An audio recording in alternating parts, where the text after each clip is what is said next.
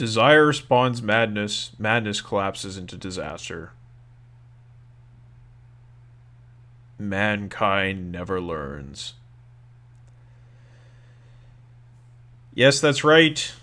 Welcome to Let's Play Front Mission 3. I'm gonna go right over to the config screen here because the attract mode always comes up otherwise. And that's very annoying. And I want to talk a little bit about this game as we get kicked off here. Front Mission 3 is a game I didn't expect to cover on my channel. It is the first Front Mission game I ever played, probably the same for many people of my age. Came out in 2000 in the NTSC region, I think. It was the first game to be sold, the first Front Mission game to be sold in the NTSC region. So it was many people's introduction to the series. And, you know, of course I was into it, right? It's giant robots. It's an RPG, tactical RPG, after I'd played Final Fantasy Tactics during the glory days of Squaresoft. This game came out. But it's a weird outlier in the series, honestly. It's unusual. It is a game that doesn't quite fit very well in the themes and the tones of the series. It is a game that sort of borrows very heavily from the themes and tropes of shonen manga and anime, which is very much not what Front Mission is normally about. It has the hot-headed Japanese protagonist, young hothead, who's out to save the world with his friends. Very unlike, say, the characters of Front Mission 2.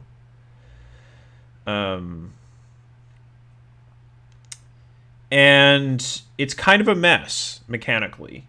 It's kind of a hot mess. But it's dumb fun, is how I would describe Front Mission 3. It is dumb fun. And there are things about the game that certainly fit into the picture of what the Front Mission series is about. There is the political conflict. There is the sort of verisimilitude, the attention to world history and to world politics. But it's all kind of shot through with this kind of shonen manga stupidity. And we're just going to have fun with that. We're going to be okay with that.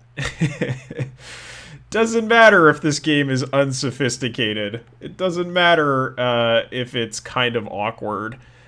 We can have fun with that. And the reason why I am doing a Let's Play of this game is because I want to kind of go back and enjoy some nostalgia from my childhood. You know, I've been away from doing Let's Plays for a long time. And the reason why I started up this series is because I am off work on stress leave. And I need something to unwind. And I think this game is going to be good for unwinding because it's silly. It's not terribly sophisticated mechanically. And it brings me back to my days as a kid. And so I think I'm just going to kind of sit here, enjoy the ride. Obviously, I'll, you know, be making the references to the lore of Front Mission and to my experiences with the series, and making observations about what the game has to say. But we're mostly just here to have a good time and to relax. And that's my sort of mission statement for this Let's Play. So if you want to see something a little bit more kind of interesting mechanically and narratively, then go check out my Front Mission 5 Let's Play. But if you want to see something just kind of nostalgic and dumb fun, then please join me on this journey around the world, or at least around Asia, I should say. Not so much around the world. Yeah, there's that annoying attract mode. Let's get going. The legend circles around the world. Front Mission 3. Desire spawns madness. Madness collapses into disaster.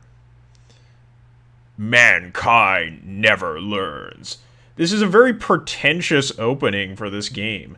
Like, it seems like, I remember as a kid reading that and like thinking like, wow, man, this game is gonna be some heavy stuff, right? Yeah, not really. I think that would absolutely fit. Would absolutely fit in a normal Front Mission game. But this is Front Mission 3, so let's just see how silly things are gonna get. Let's go for it. Let's get a move on.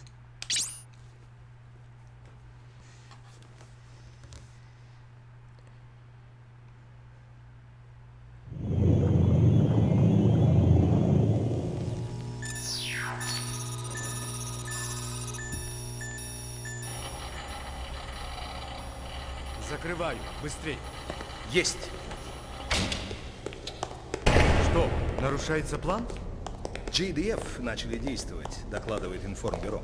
Хорошо, довольно. Не будет неожиданно, можно будет пересмотреть план. Положимся на них, на наших детей.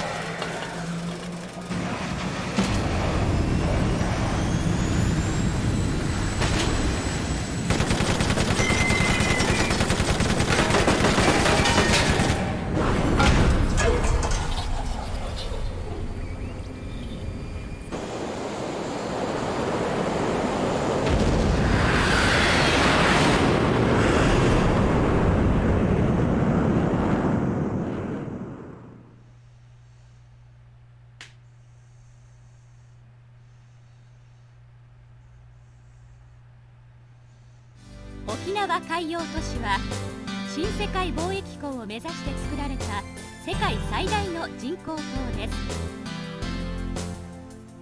最大全長 5.9km の都市内には横浜港の実に2倍という面積を誇る国際港をはじめ商業、娯楽施設、住宅を備え人々の生活を支えています。また環境への最大限の配慮として海に流出した汚染物質をすべて回収・浄化する機能も装備しております。沖縄海洋都市は世界の未来をこれからも見つめ続けていきます。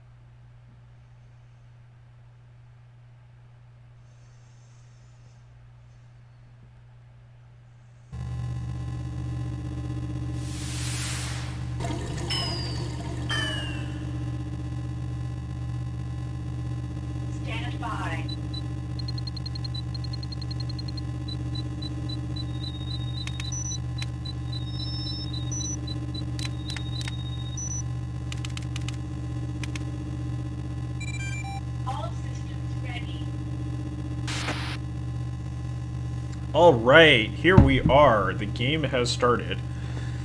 So, what is there to say about that opening sequence? Well, I think technical limitations aside, that is, it's a very good opening to the game. Because it sets up all of the different aspects of the story. The sort of different plot lines that are happening here. The first section sort of deals with genetic engineering, the machinations of some scary Eastern European folks. They're not Russians, but we'll learn more about them as the game goes on. And then the second section deals with the theft of a certain item from the Alaska Radiation Laboratory, USN Alaska Radiation Territory. Some of you who have watched my Front Mission 5 Let's Play will recognize that place from the end of Front Mission 5. With a spooky little thing where the heavy loader that was picking up the item was unmanned, probably had been hacked somehow. And then finally we have that awesome, really iconic introduction to Okinawa Ocean City, which is, it's so good. It's so good. Like, I love the framing device. It's brilliant. You get that awesome, like, vaporwave before there was vaporwave music happening. You get the very sort of official, inoffensive voiceover happening there. Very believable as something you would see in, say, an airport or some other kind of large-scale public infrastructure project in Japan. And just does such a good job of capturing the aesthetic of the Japanese urban technostructure. You know, I just had those images just like seared into my mind after playing this game as a kid. And the first time I actually came to Japan back in 2006, and I was landing in Kansai International Airport, which is an artificial island, much like Okinawa Ocean City, and taking the highway towards Kyoto and seeing all the signs that are mocked up just the way that they are there in that cinematic. It brought all of these images back into my mind, and it just you know, it's maybe not remarkable that a Japanese developer was able to capture so well what a Japanese sort of highly built up development looks like. But it's notable because Front Mission 3 is the only game in the series that really focuses very heavily on Japan. We don't really see it in the other games in the series. The series has largely been interested in other places in the world, right? It has been a series that tries to bring images, themes, information about the rest of the world to a Japanese audience.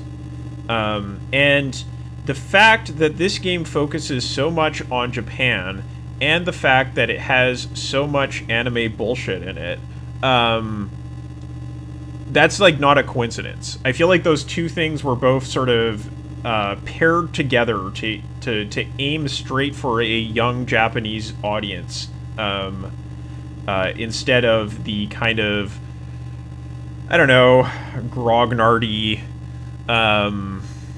kind of super otaku niche interests of the rest of the Front Mission series, with its kind of combination of very, like, sort of Western aesthetics and concerns, like Tom Clancy style stuff, current events and international relations,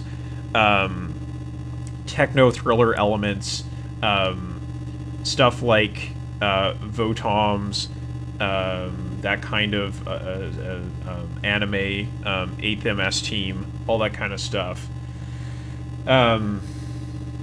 that kind of very niche mecha stuff, it kind of puts that to the side and focuses on a much more mainstream audience. And in that case, in this case in particular, the mainstream means a Japanese audience, a young Japanese audience. So we're gonna see a lot of that. But hey, it is kind of cool to see Japan represented in this game, and I'll talk a little bit more about that as we keep going. So yeah, and then we see that helicopter from Kirishima Heavy Industries, Kirishima Juko, landing on Okinawa Ocean City, and we immediately have this sort of juxtaposition that is established between the public-facing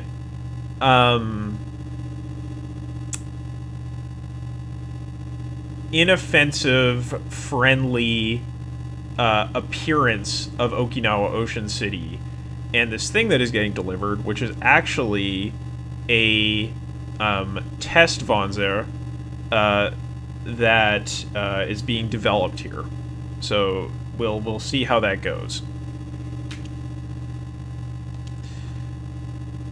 Alright, so here's our protagonist, our young Japanese protagonist. And we are just going to use the normal name, Kazuki Takemura.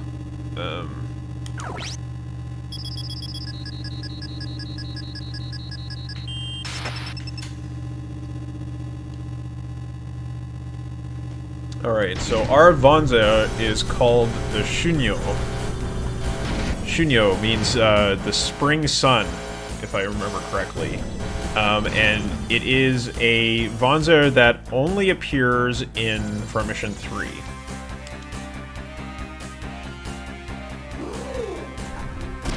can see this has a lot of markings of the Japanese military on it.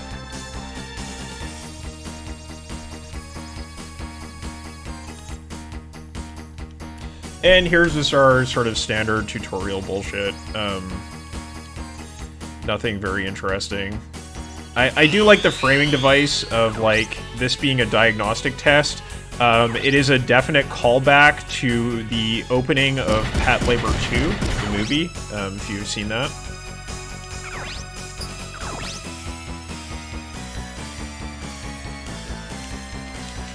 And there is a lot of this game that kind of echoes Patlabor 2's themes. It has some other stuff going on as well, but yeah, there's definitely a little bit of Patlabor 2 in this game. Or more than a little bit, I should say. And Patlabor 2 is not your standard shonen bullshit, so I would say that to whatever extent this game has interesting things to say about Japan, it does often draw on Patlabor 2.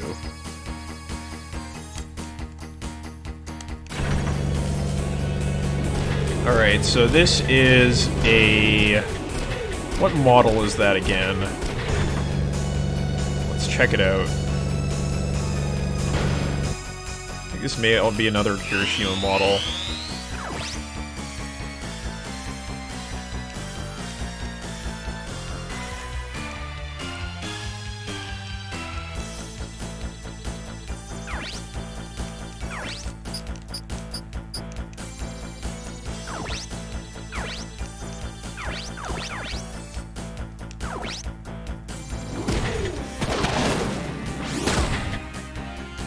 It is notable that I have not done a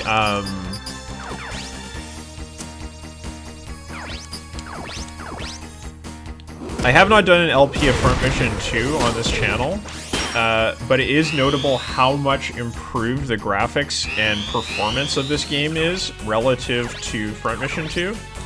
Which is just, like, kind of a hot mix, technically speaking.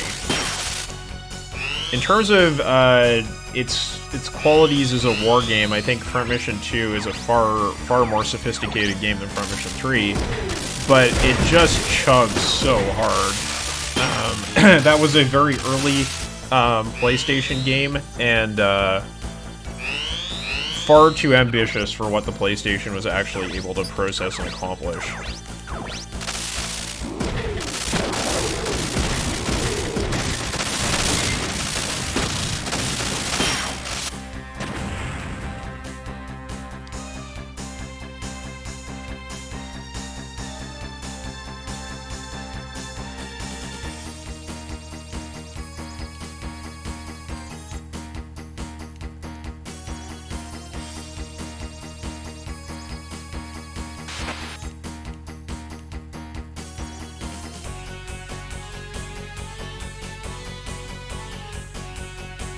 You already see Kazuki's hot-headed tendencies. I'll do it!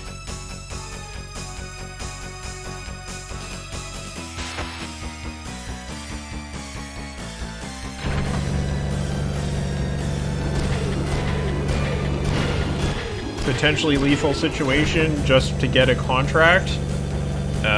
You know, of course he'll do it. He's a JRPG protagonist.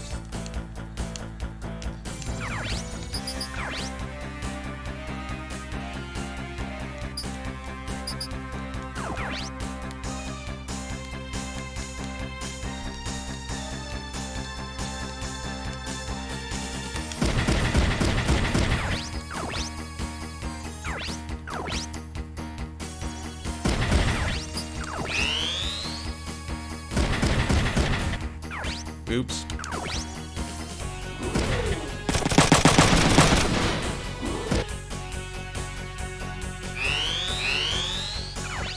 So ideally here, we should try to destroy as many of the enemy parts as possible to get more experience.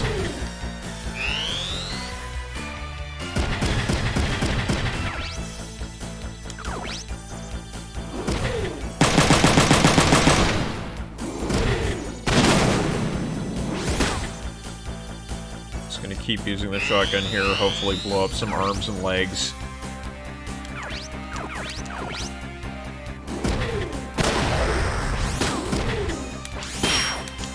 Some part destruction.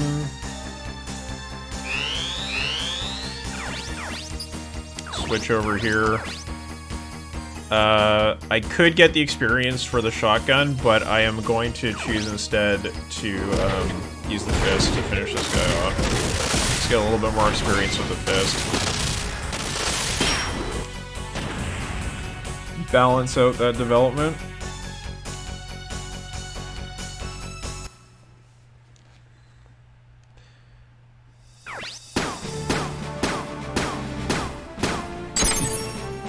Platinum. Yeah, that's an interesting thing you get in this game, is you get a performance evaluation. I will say the music in this game is generally pretty forgettable. Not anything too special, but that's kind of typical of the Front Mission series. Honestly, there's not a lot of bangers in the repertoire of the series. Just kind of gets the job done. Alright, it's that intermission screen, which we all love and remember from our childhoods.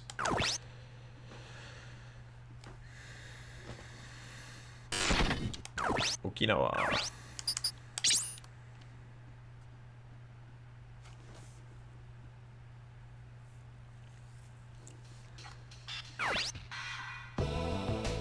This is a song we're going to be hearing a lot, or a track we're going to be hearing a lot.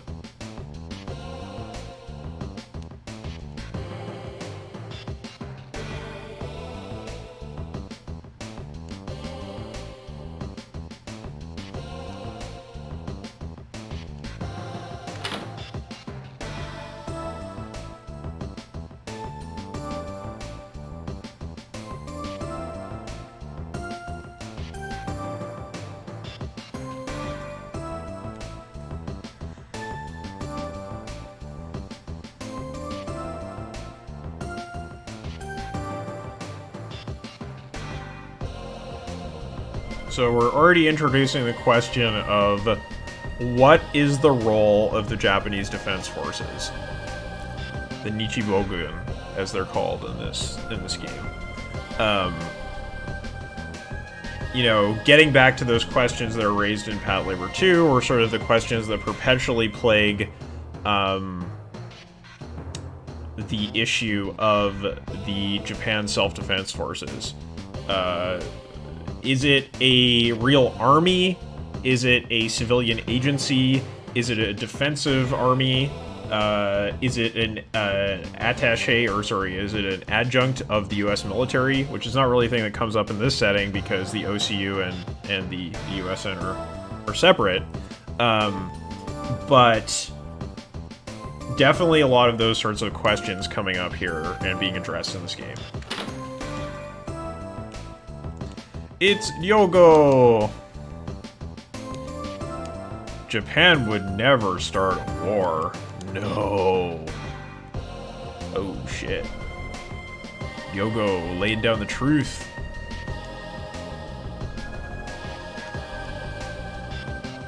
There have been more civil wars within the OCU since Alardesh. Alardesh is a reference to Front Mission 2. And this is going to be a major theme of the game, is the continuing breakdown of the internal order of the OCU, which, if any of you have played Front Mission 2, you'll be very familiar with.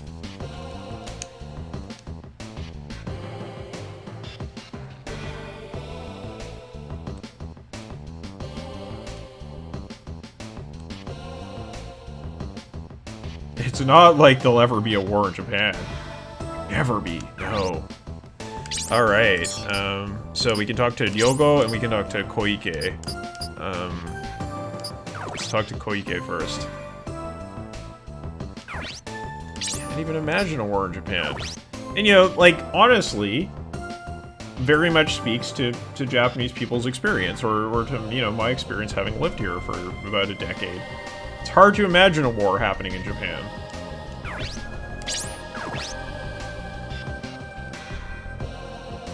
So he was working in Yokosuka.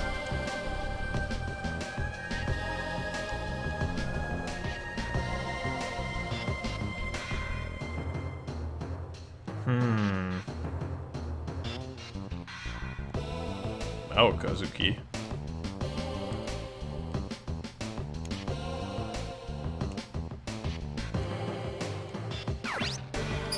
Just, ugh.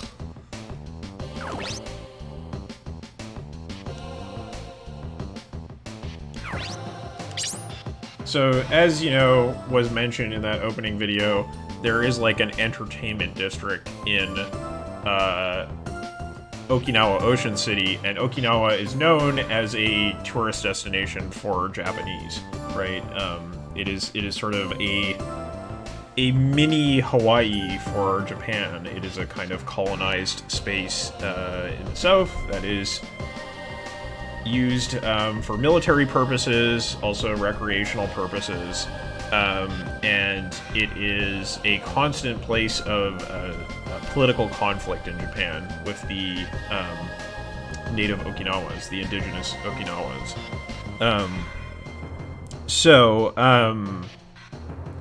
Setting the game, the start of the game in Okinawa is something that would obviously be speaking to a lot of political conflicts that were pertinent at the time that this game was made in '99, but really is still ongoing today.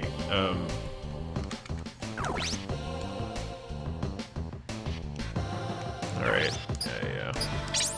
Talk to Koike again. So we're supposed to go to Yokosuka, go back to the mainland, to deliver these Vonzos, these Shunyo, to the base. Get some rest.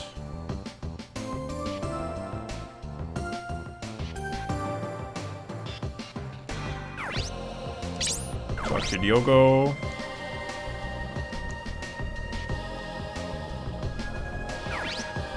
And we're gonna say, don't go with him. This is a funny thing about this game. This is the most consequential decision that you make in the game.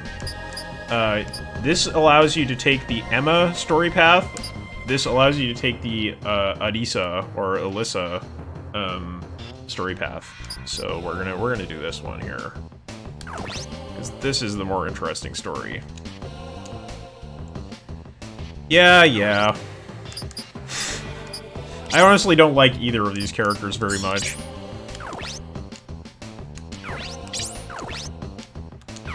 Yeah, sorry, buddy. Yeah, okay.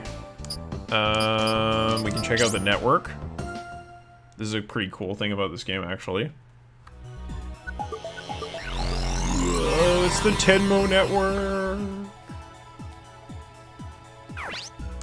So this is sort of like representative of the 1990s fascination with PCs and with internet technology, that they built this faux internet into the game.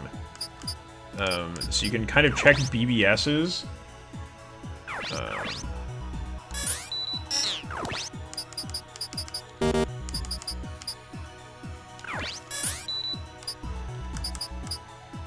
It's kind of like what you might imagine, like really early internet services like CompuServe and stuff would be like. So we can go, for example, to the Ministry of Foreign Affairs. Japanese Ministry of Foreign Affairs. Gaimusho.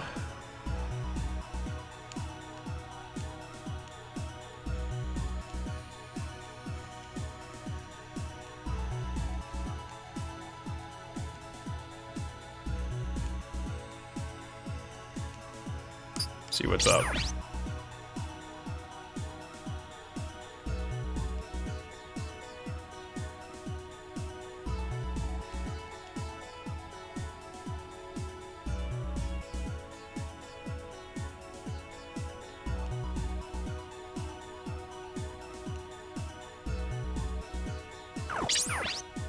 Oops. So this is getting back to the stuff we saw in Front Mission 2.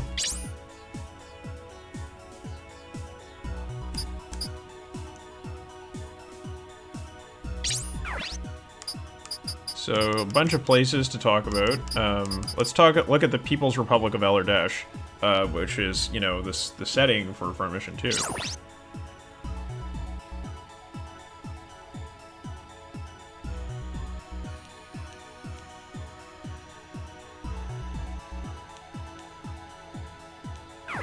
Nothing too interesting. Republic of Zaftra. Kind of the setting for Left Alive, the next Front Mission game.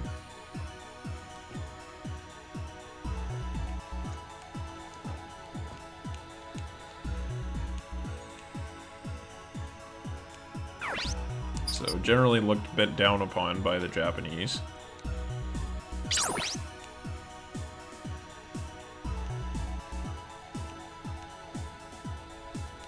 Nothing too interesting there.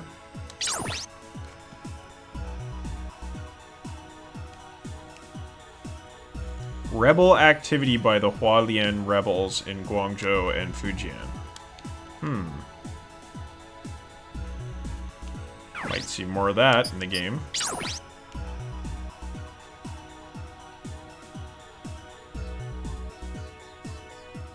And this is in particular more evidence of the breakdown of order in the OCU.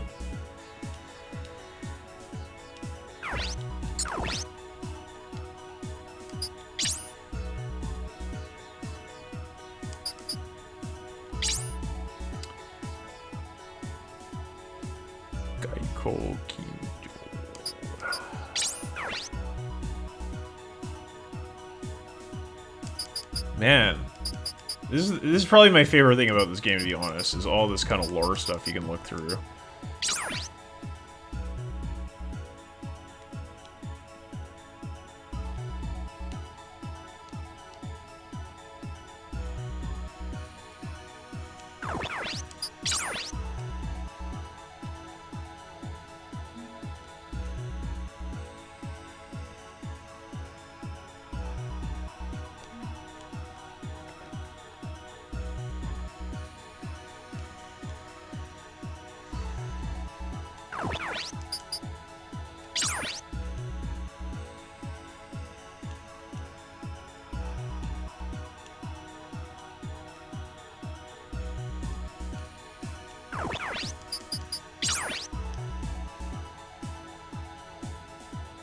Yeah, we will see the USN involved in this story.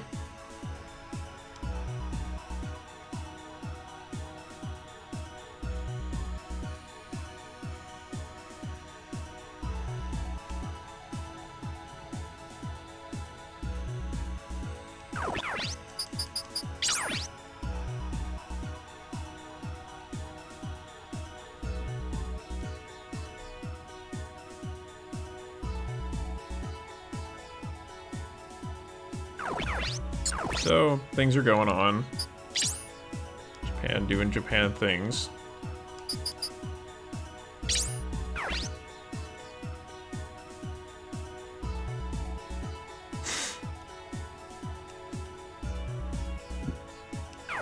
Some kind of silliness. Yeah. Alright, there we go.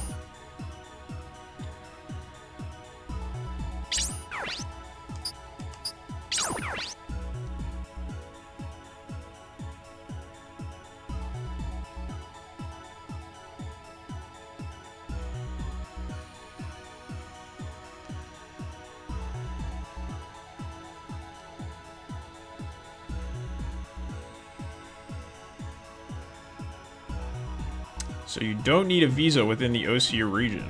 Pretty interesting. Lots of cool world building in this stuff.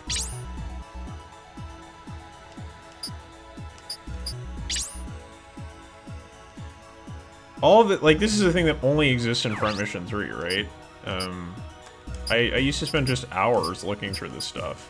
I was so fascinated by it.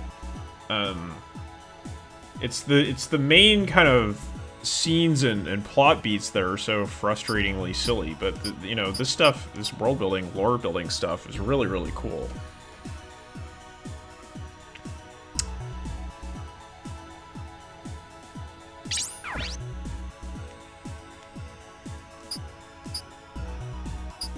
Ooh, so we can look at what's happening in Okinawa, where we are right now. Oh, the Ocean City construction.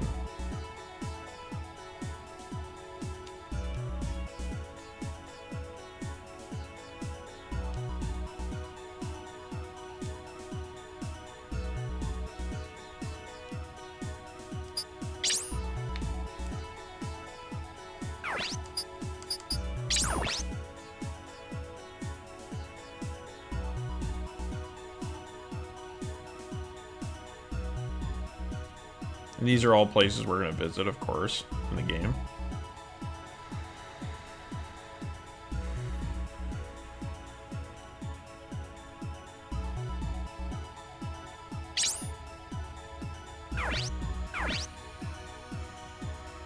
So we're going to have to get back to this later.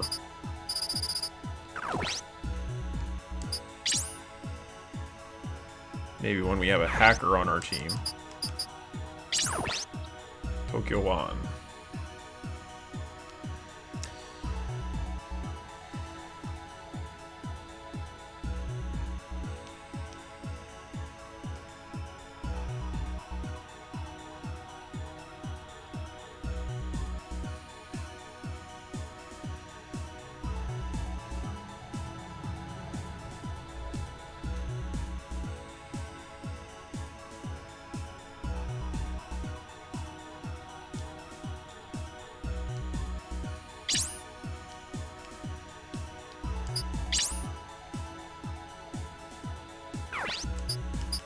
And the last one, Koriyama. It's here again. Nishi-Koriyama City Construction Project.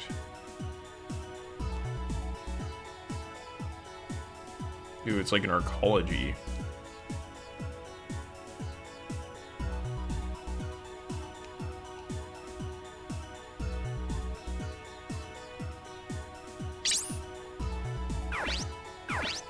And it very much captures the tone and presentation of official Japanese websites. You can look at corporations, Ocean City Corporation, and the JBNN, which I think is like the news network.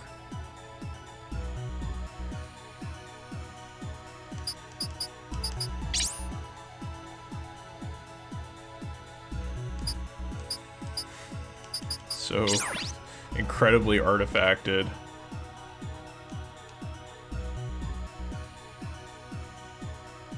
Gives you some world history.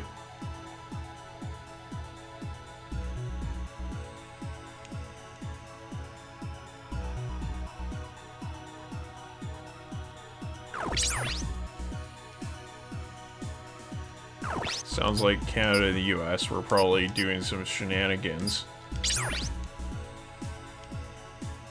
This is a recap of some of the stuff that happens at the end of Front Mission 1.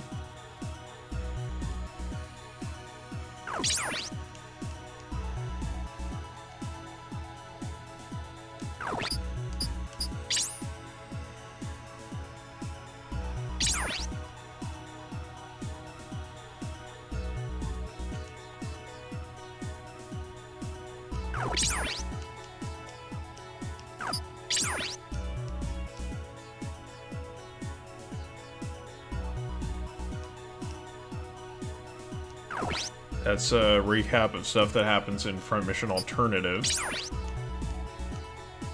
First Huffman conflict.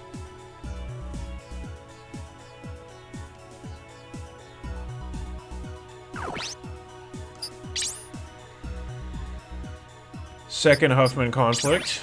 No. The tunnel between Taiwan and the mainland China. It was a place we were going to visit in the game. Then the second Huffman conflict, yes.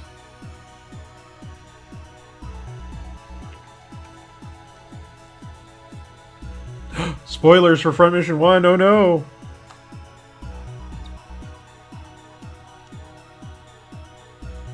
So, Sakata Industries layer merge with Ego-G. We might see some Ego-G stuff in this game.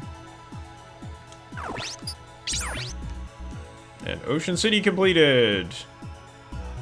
So, the Ocean City was originally planned to solve the military base problem. The military base problem is, of course, the problem of hosting military bases on Okinawa when the residents of Okinawa and the indigenous people in Okinawa don't really want it, because it's really something much more that involves Japan and not so much Okinawans.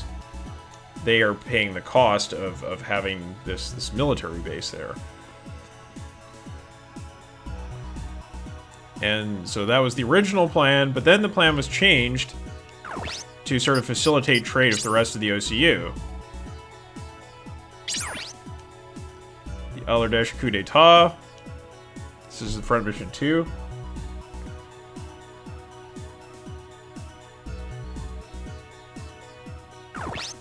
And of course, for those of you who have played Front Mission 2 or played Front Mission 5, you will know that the coup d'etat, behind the coup d'etat was actually Morgan Bernard, the primary antagonist of Front Mission 5.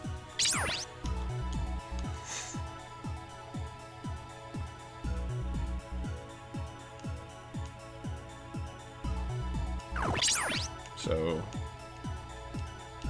China becomes a altogether nationalized economy.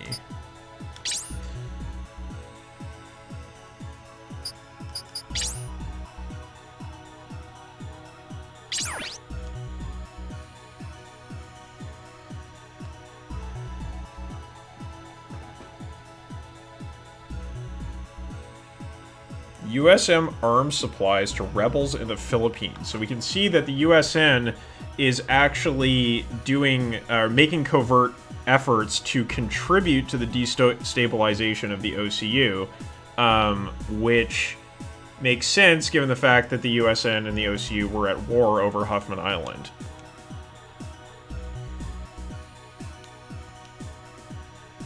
And Japan is involved in trying to defuse these tensions.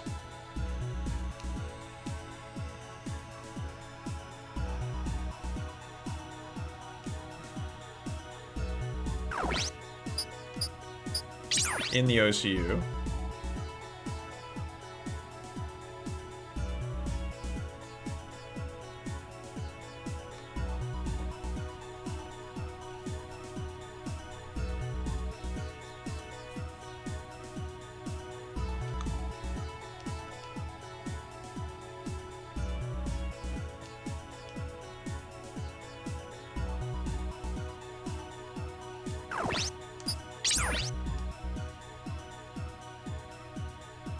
So this is the first mention we see of the Ravnui Republic, which is a small country that will be very important to the plot of this game.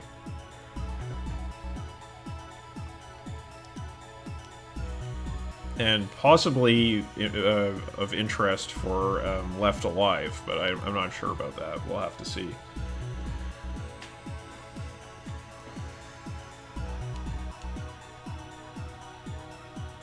So Ravnui and Zaftar are working together.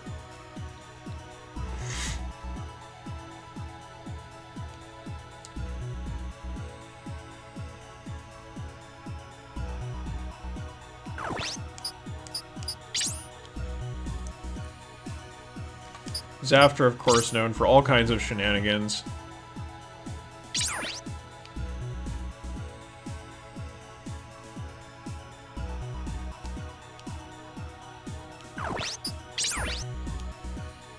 Oh. Another place we'd have to hack. Alright. So we've seen all that. Can start wrapping this up pretty soon.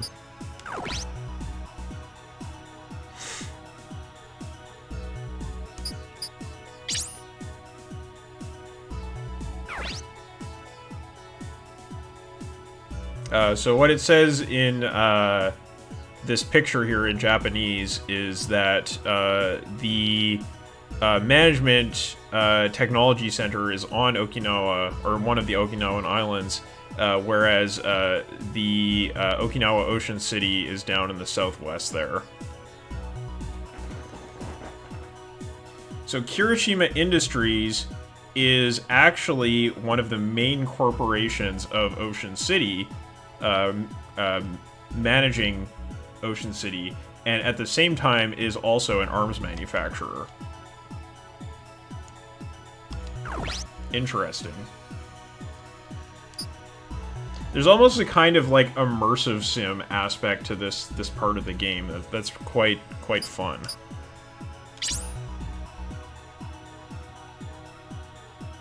So you can see the different parts of the Ocean City.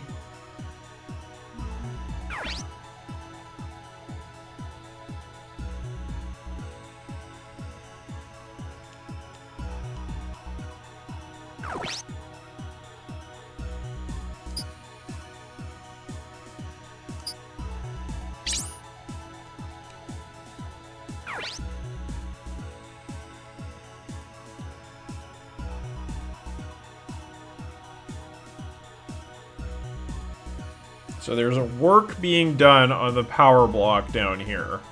That actually is significant to what happens in the game.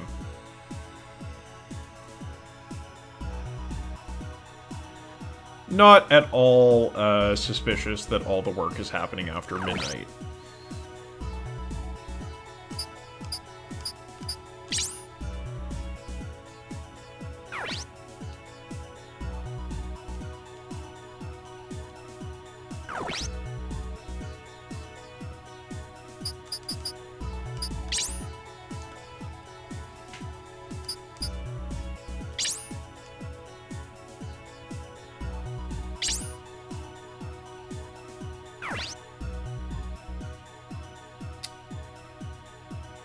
So Ocean City is a complex of 13 honeycomb structures, 800 meters in length, called primary blocks, or PBs.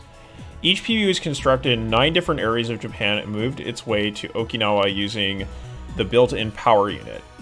So it's actually, each PB is capable of locomotion. It can move under its own power. So the harbor and upper structures were constructed to make Ocean City complete on top of the PBs, right?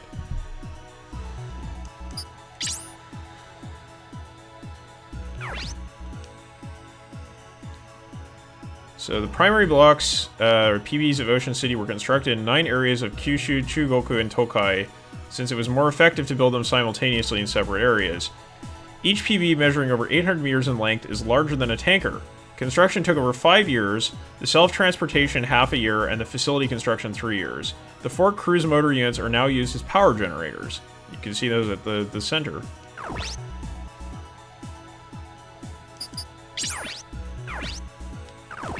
So the blueprint we cannot download. Residential zone, which is where Yogo is going to work. 2/3 of Ocean City is used by civilians. Each block houses an administrative, corporate, commercial, and residential area. Each residential area is provided with schools, hospitals, and public services to ensure the same standard of living as on the mainland. The commercial area offers a shopping mall, a stadium, an amusement park, and numerous office buildings. So that's what Diogo was excited to go see.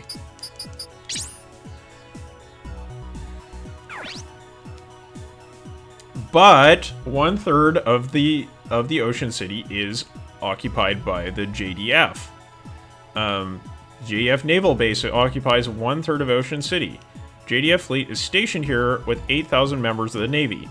The base itself is small compared to mainland bases, but is efficiently managed, having a barracks, training facility, administrative facility, and a heliport.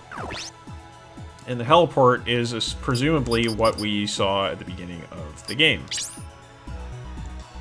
Alright, so that's all of the corporate stuff. I think I won't bore you with it anymore. We can check out, you know, government, or we checked out government already. The only thing left is Teihoku University. Teihoku University! So we can check out the mission statement of the university. Why is this on here? Who knows?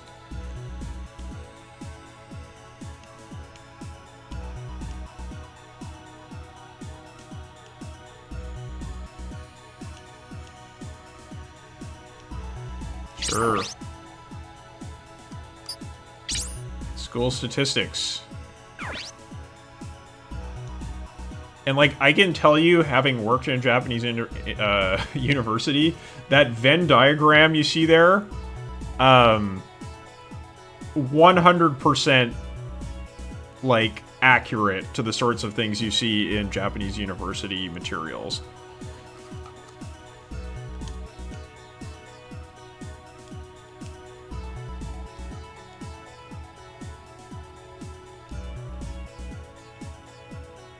Oh, the engineering lab is related to medical technology. Interesting. Something we certainly saw with Fortune Medical in Front Mission 5.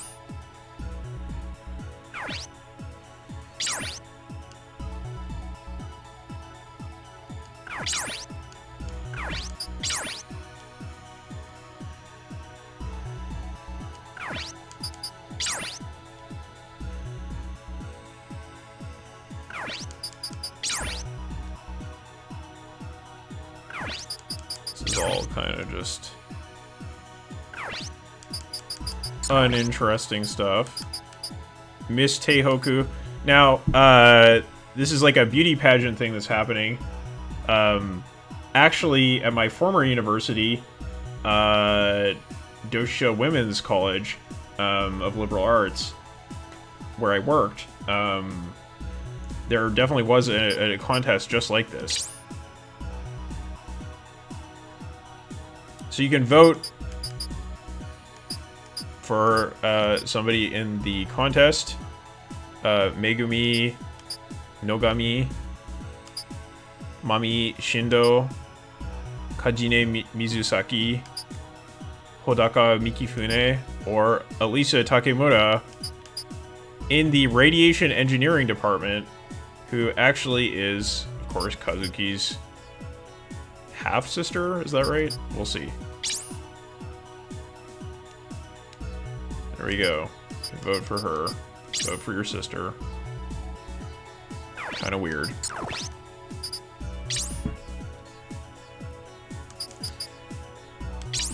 And there's the campus.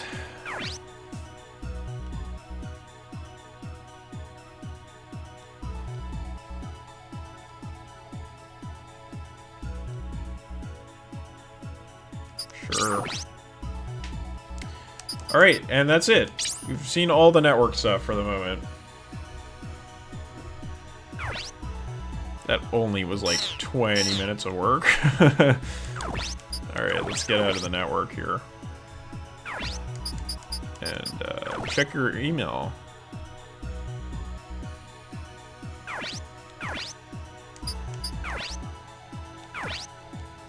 Timmo mail service. Used anywhere in the world. Blah, blah, blah.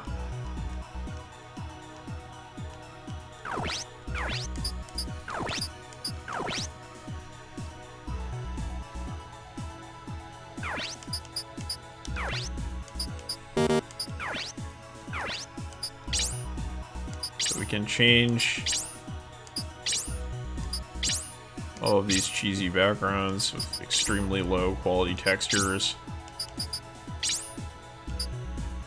I think I'll just stick with the first one there. Can adjust the brightness.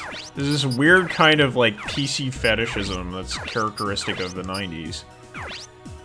Turn off the scrolling background. The activation screen. Of course we want that. It's gonna be so cool. Come on.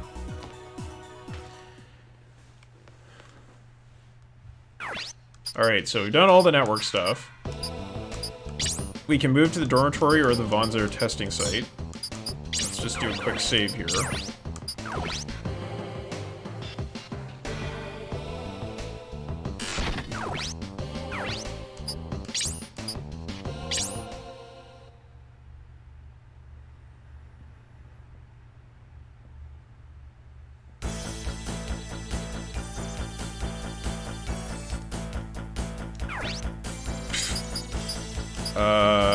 Honestly, don't think I need to learn any of this crap.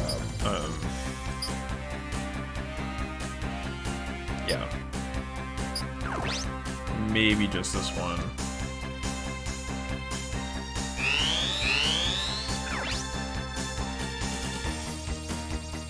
Sure.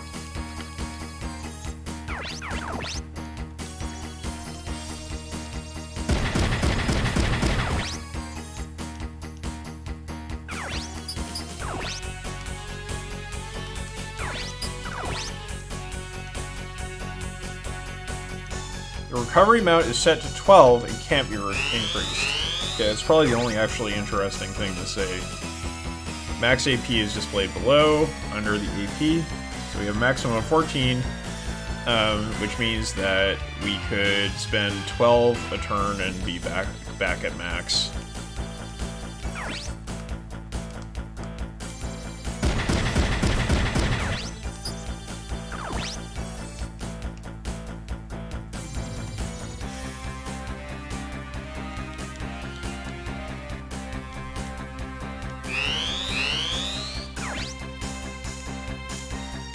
So the shotgun uses more AP than the knuckle.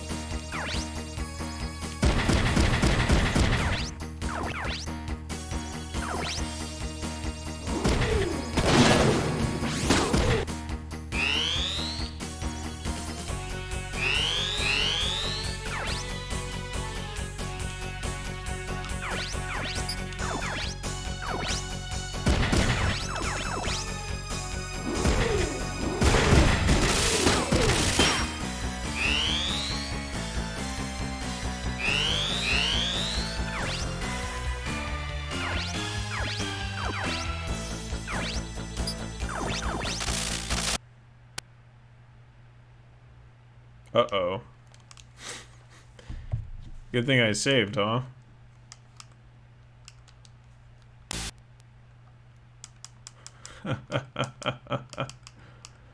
Ooh, well, let's see what happens if I restart. Got ourselves a bit of a crash there.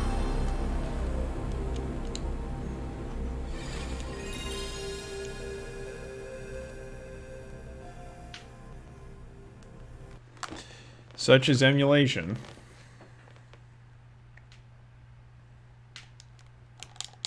Hope I don't have to switch emulators going forward. This is the one that worked for me in RetroArch. The other two wouldn't load the game.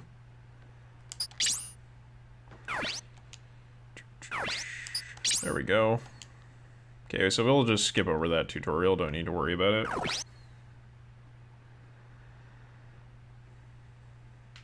Not worth the time spent grinding. And we're just coming up on an hour. So, let's just do one more thing and then we will wrap up this episode.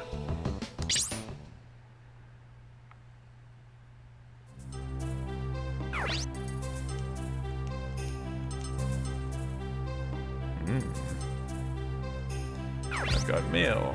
Oh, it's Elisa! Oh, so Lisa has been transferred from her university, Teihoku University, to Yokosuka Base.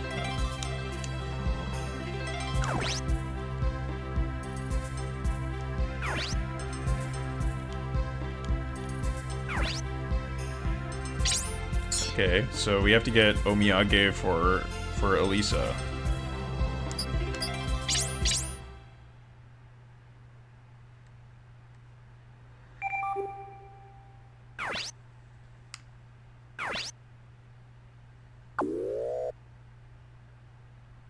So interestingly, the roads on Ocean City follow the hexagonal pattern set by the units.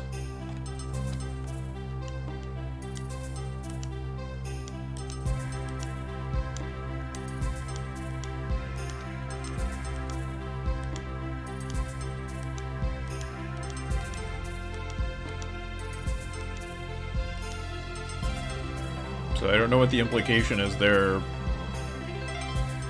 Man, Kazuki is such an asshole. Like, I hate both of these characters, honestly. I hate Yogo, and I also hate Kazuki.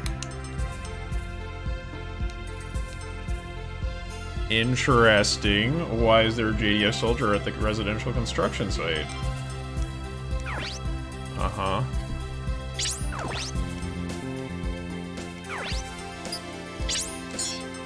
Go to the JDF facility. Alright.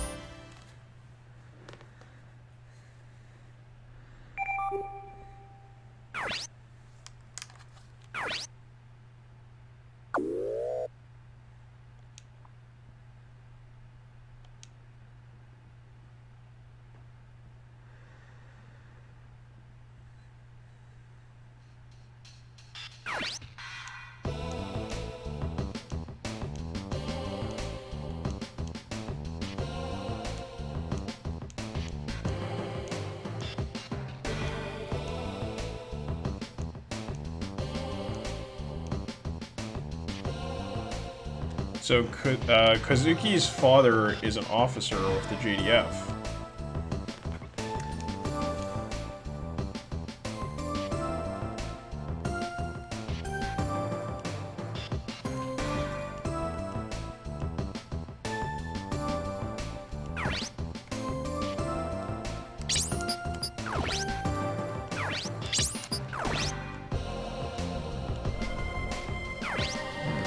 Access to the company website. Alright.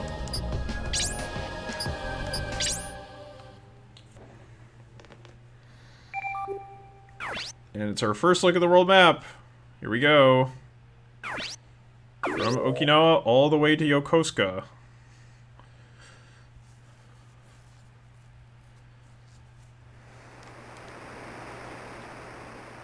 On helicopter. That'd be a long helicopter ride.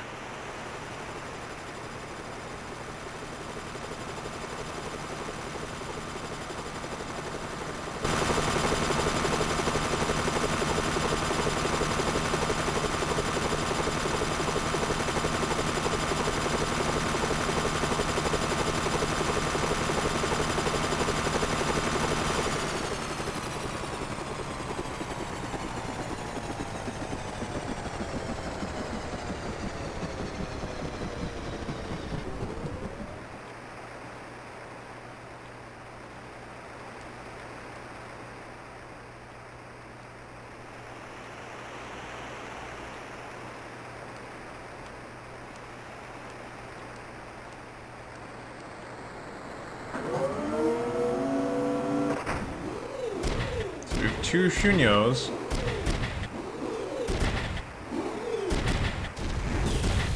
Uh-oh. An explosion?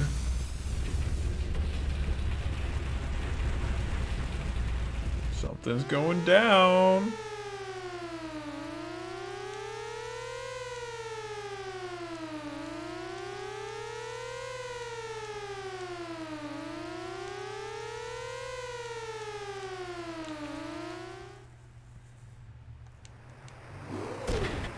An accidental explosion?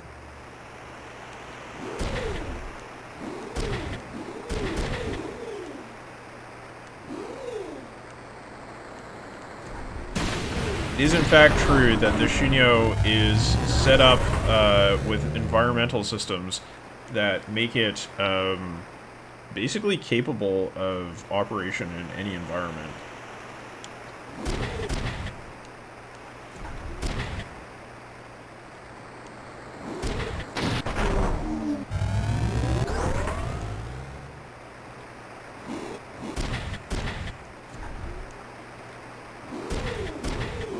So this is just anime bullshit, as you might expect.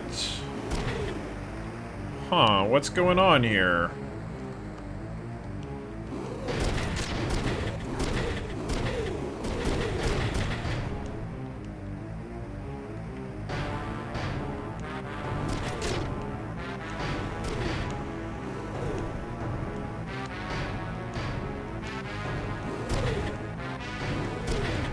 So, when confronted with two enemy officers, or two officers of the JDF, whom they are working for, Kazuki immediately decides to attack his employers.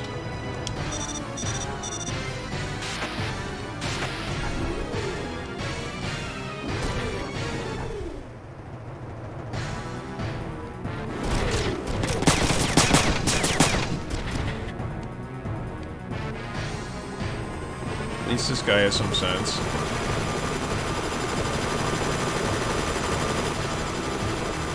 Kind of a jerk, though, leaving us behind.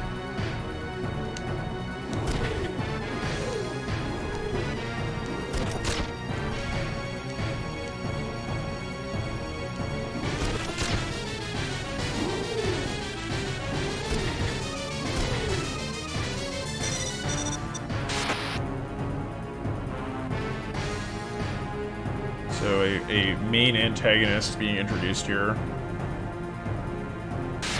Special Forces officer.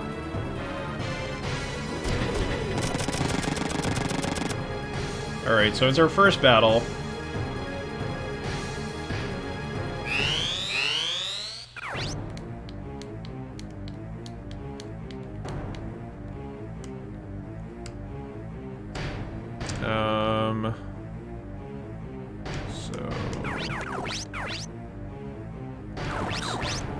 If we click.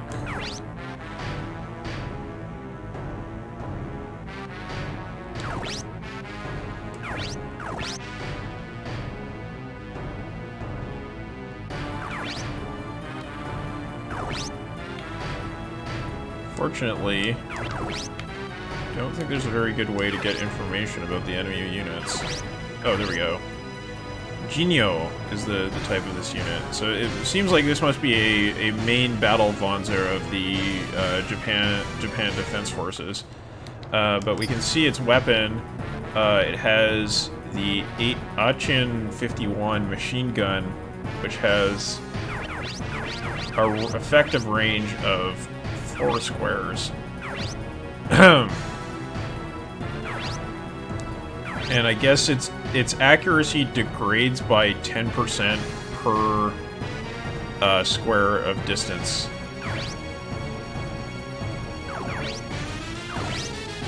So,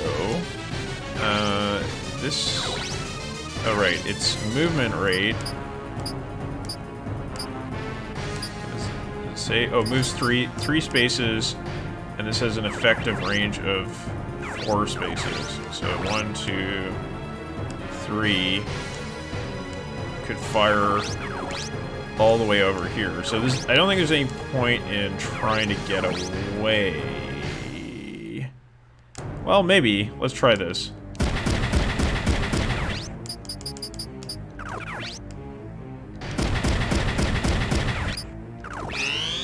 See if we can get them to waste some AP.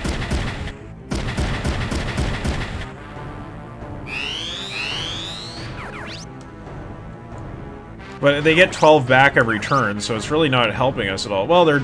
Actually, I'm not sure if they get 12... Oh, I see. They're down AP because they're in between turns. That's what's going on here.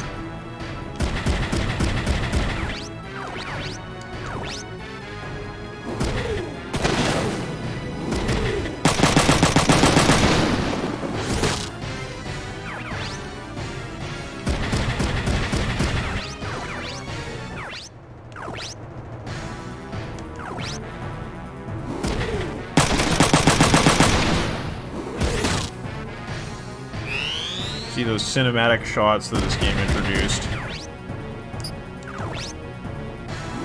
I'm going to conserve AP here by using my fist.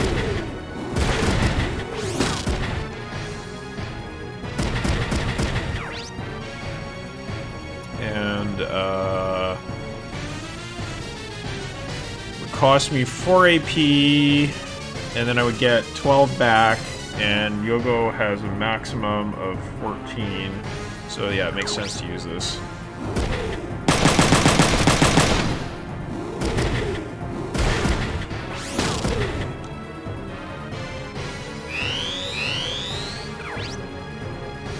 Okay.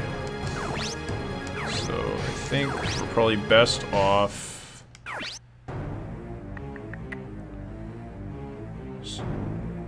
Yeah, I think, so if we look at the Chongka, has an accuracy of 75%. It's actually more effective at distance. Its range is not very large. So I think it might make sense to spend 1 AP to get some distance, and I think it's going to give us a better relative accuracy than the enemy.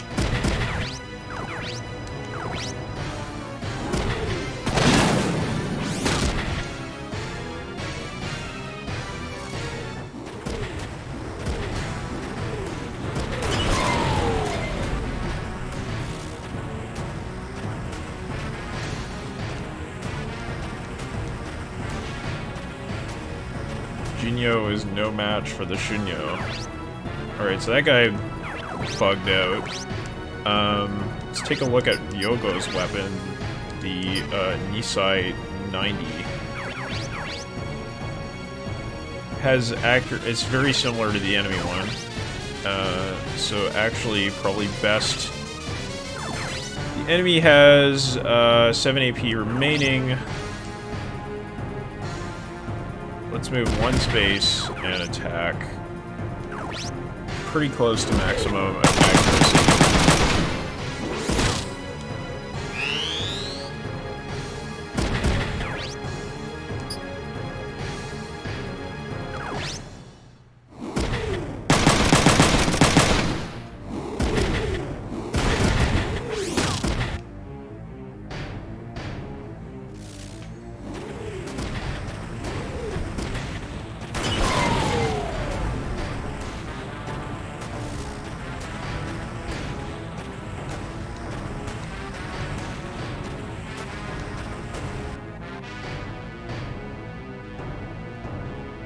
Alright, no problem.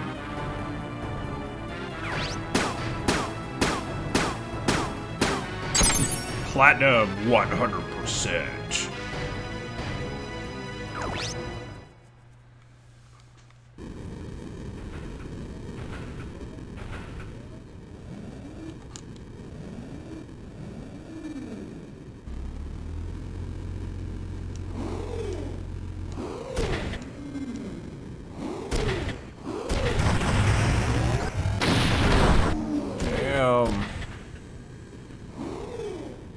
It's the Special Forces. These are, looks like Enyos, maybe?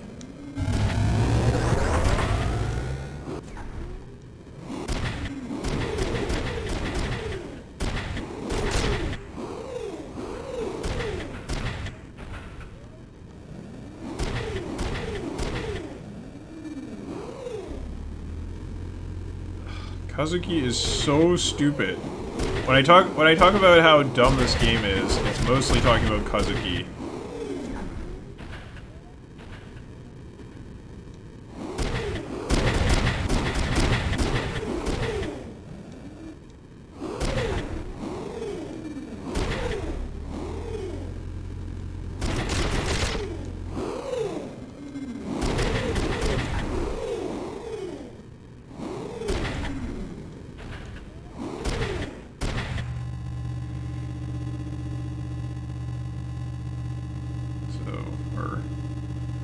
2 hot-headed young boys are gonna surrender.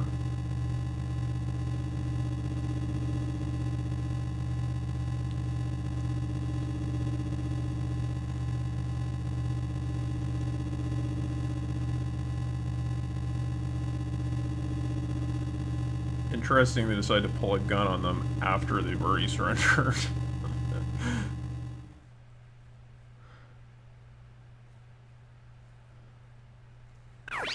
Alright.